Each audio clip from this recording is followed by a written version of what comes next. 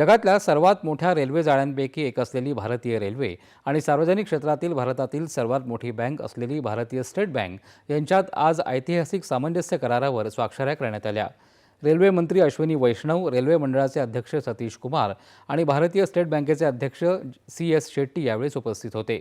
या कराराअंतर्गत भारतीय स्टेट बँकेमध्ये वेतन खातं असलेल्या रेल्वे कर्मचाऱ्यांसाठी विमा संरक्षणामध्ये मोठ्या प्रमाणात वाढ करण्यात आली आहे। अपघाती मृत्यूच्या प्रकरणात विमा लाभ 1 कोटी रुपयांपर्यंत वाढवण्यात आला असून त्याआधी तो साधारण 1.25 लाखापर्यंत मिळत असे। याशिवाय स्टेट बँकेत केवळ वेतन खाते असलेल्या सर्व रेल्वे कर्मचाऱ्यांना आता कोणताही हप्ता किंवा वैद्यकीय तपासणीशिवाय नैसर्गिक मृत्यूच्या प्रकरणामध्ये 10 लाख रुपयांचं विमा संरक्षण सुद्धा मिळणार आहे। भारतीय स्टेट बँकेमध्ये सुमारे 7 लाख रेल्वे कर्मचाऱ्यांची वेतन खाती आहेत, त्यामुळे हा करार कर्मचारी कल्याणासाठी महत्त्वपूर्ण पाऊल ठरणार आहे।